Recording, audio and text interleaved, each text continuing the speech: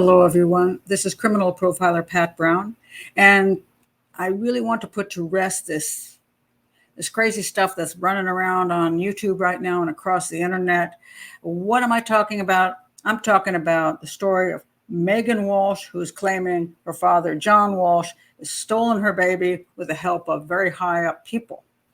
Okay, now let me explain where this is coming from. There's a couple of YouTube shows.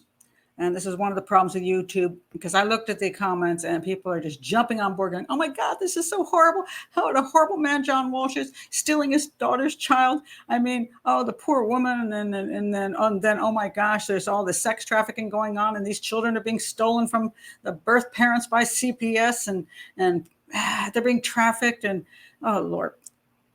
And most of the comments are, oh, this is just the most terrible thing, and we must expose this. We must expose this and get this information. So we know it's going to proliferate across the rest of the internet because more and more YouTube shows are going to come out. And Meghan has she has Twitter, so she's tweeting. And okay, let me explain what this is. So, at any rate, in case you don't know who John Walsh is. John Walsh and his wife Hervé lost their son Adam Walsh many years ago. He was abducted out of a shopping center while his mom was taking him to do some shopping, and he was murdered as a brutal case. And because of that, over time, they decided wanted to do something, and so they started with other people. It says right here, in 1984, after several tragedies, John and Hervé Walsh and other child advocates founded the National Center for Missing and Exploited Children as a private nonprofit organization to serve as the national clearinghouse and to provide a coordinated national response to problems relating to missing and exploited children. And as you know, you've probably seen this sign many, many places. Okay, so they started this. And let me just stop right here to say, I understand that Meghan might have had a tough time growing up. I mean, she was in the shadow of her murdered brother, and her parents went on to do a tremendous amount of work for missing and exploited children, probably took a great deal of their time. I wasn't in their household. They could be the best parents in the world. They could have been distracted parents. I don't know.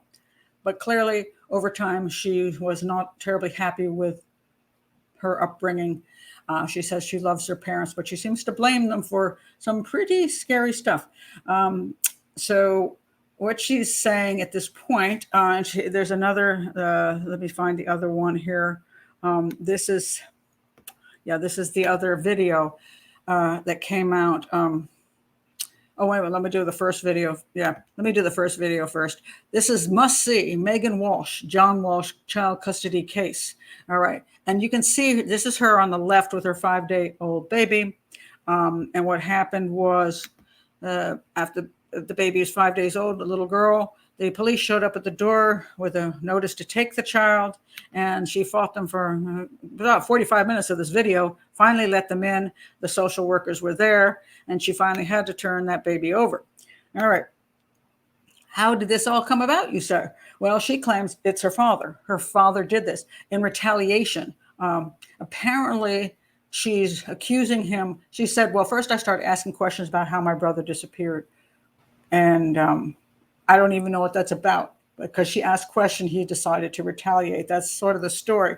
And then she also says that the Center for Missing and Exploited Children are actually making children go missing and exploiting children. And he and a bunch of these big, powerful political people are involved, along with CPS and certain other organizations, in sex trafficking of children. Not trying to save them, but actually being involved in sex trafficking of those children. And drug trafficking, too, because she said they go hand in hand. Okay, that's a pretty horrific claim, okay? And when she's talking, she's kind of all over the place, and I don't see any backing. There's no proof of anything here. It's just a lot of, innuendo. Well, anyway, you can see the child being taken away in that one video. And so people are like, well, that's horrible. You took the child away from the mother. How could he do this? Like, I guess, I don't know if he's even behind this, but the claim is that he is maybe trying to save his grandchild from whatever. The guy's almost 70 years old. I'm going to say he'd prefer that his daughter raise her own children and he just can be the happy grandfather. But the claim is that somehow he wants to steal her child. Anyway, now you ask, why is the law taking away her child? Well, apparently this is her fourth child, and the other three aren't with her either. So where are they? And she doesn't tell us where they are. She doesn't tell us why they're not with her. She does. There's something about those children being created by a donor as opposed to a father.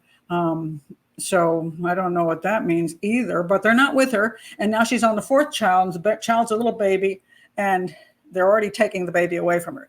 So my belief is that, you can have your complaints about CPS, and sometimes they do, sometimes their methodologies, the rules are a little bit squirrely.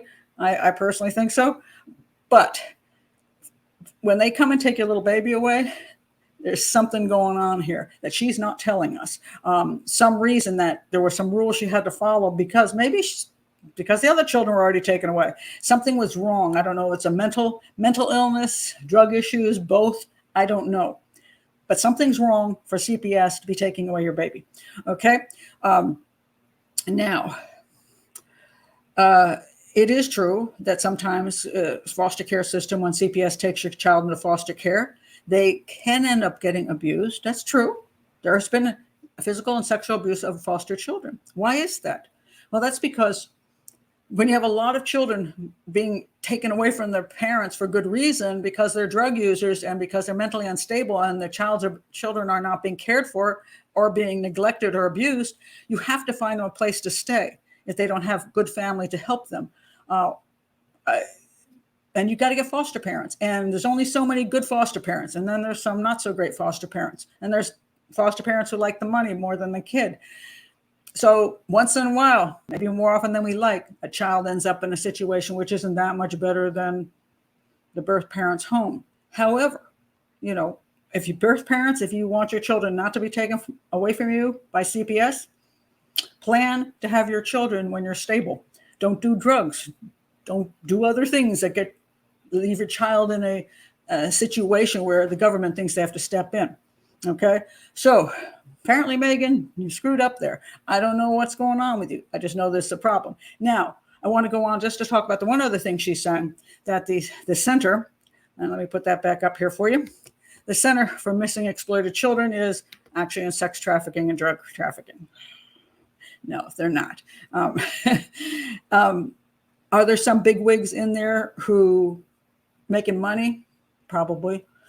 Sometimes is money used for parties, and those kind of things where, big organizations, sometimes people support big organizations, get some rewards, shall we say, not having sex with children or anything, just rewards like, they get to know people, they get to hobnob, they get to, that's what people do to get ahead in life, and to stay ahead in life. So not every penny, I'm sure, that goes into the organization is used exactly the way we might like. There's, big salaries paid and things like that. But they're not involved in sex trafficking. That's ridiculous. Okay. Now, the one other thing I want to point out, because this is why it gets so confusing. There are people pushing this concept in the United States that we have a massive problem with sex trafficking, and they're misusing the definition of sex trafficking because there are really two definitions of it. Sex trafficking in this country, the legal term was originated so that if you had pimps moving people across state lines, and that could just be from, I live in Maryland, it could just be from Maryland to Virginia or Maryland to DC. You had a little more oomph in the law to get you to be able to do something about that, especially if they had teenagers with them, and you could try to stop them with this, what's called sex trafficking. Now,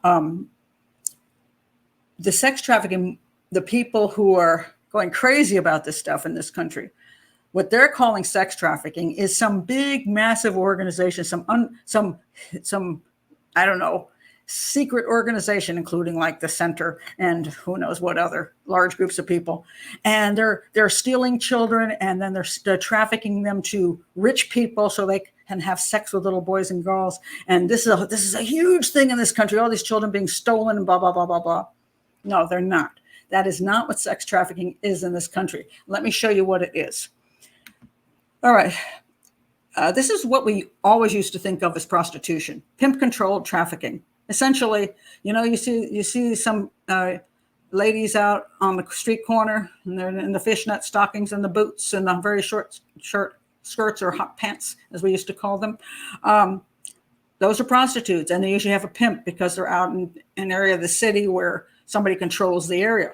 When they say here, child is trafficked by an unrelated individual, male or female, okay, that simply means that the child gets into their hands by some method. The method is usually that they've run away from home, and they're running away from a bad home life. Maybe they're 16 years old and they get off of the Greyhound station, and somebody comes up and says, "Hey," and then they get sucked into prostitution, and they can't. That's somebody then is stronger than them. It controls them and takes their money and gives them a little pocket change. That is a terrible thing, and that happens in the United States. Then we have the one below it, which is called familial trafficking. Essentially, it's not a stranger, but some crappy relative does basically the same thing, gets them involved in prostitution. Now, I want to go to the one on the bottom here, on the bottom right, buyer-perpetrated trafficking. Basically, what they're saying there is the child needs a place to stay, and the person gives them a home. So it's like maybe they'll say something like, one person will say, "Hey, a buddy of mine will give you a place to stay." And that buddy might even give him a few $100s for bringing him a nice child who will stay in their house, and then they'll feed that child in exchange for sex. That child, when I say child, it's often usually teenagers from unfortunate homes, some drug using teenagers who are desperate for, have money for drugs. That happens. Okay, and up on the right-hand corner at the top, this one is the one that is closest to what people think of as sex trafficking. In other countries, children and young women and young men are sometimes kidnapped or lured by sex traffickers. They're just simply stolen, and they're forced into brothels, which they can't get back out of again. And that happens in places like India, happens in Thailand.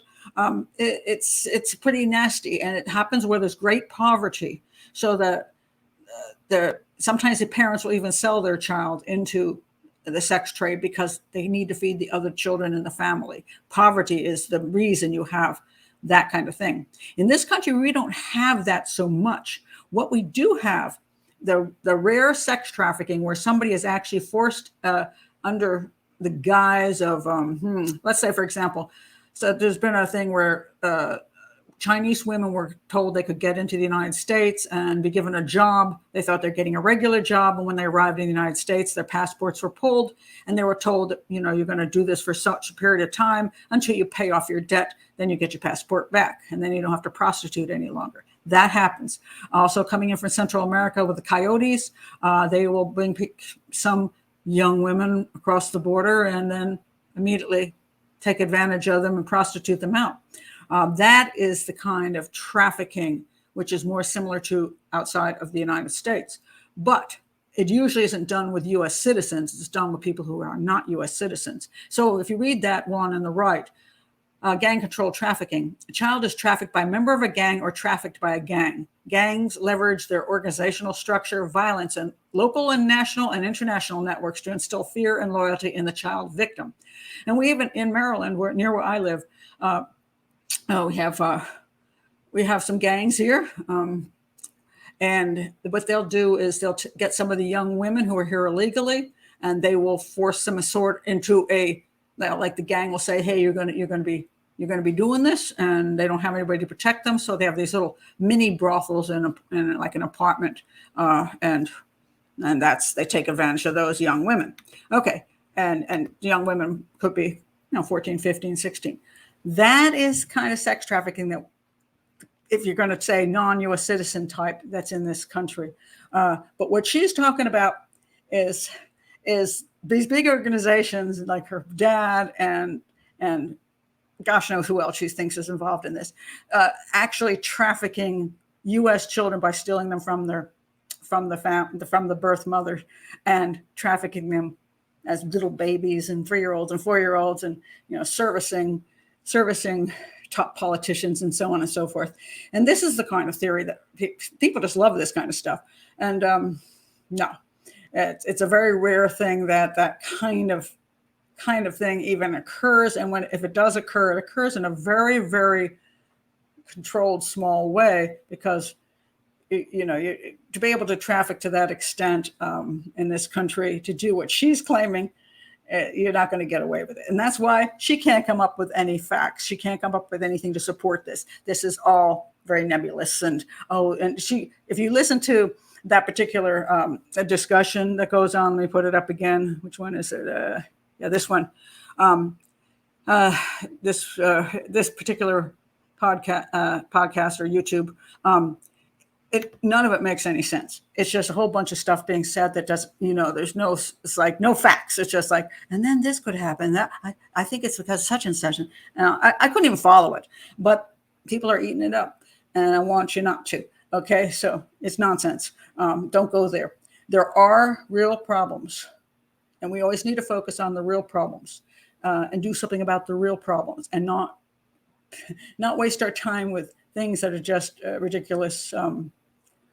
Made up stories. It's just, that's not helpful to anyone. It's not helpful to real victims. It's not really promoting better safety for children and a better delivery services from CPS. So just please don't buy into it. Okay. Anyway, I just wanted to bring that up because I saw that popping up on YouTube and everybody's starting to talk about it. So I'm like, let's stop. Anyway, if it's your first time to the channel, please do subscribe. Also like this video and click the bell for more videos coming out. And also check my playlist to see, I analyze a lot of cases, a lot of homicide cases. So check those out, and maybe I'll see you soon, sometime in the future. And hopefully with not as crazy a story as this one. Bye.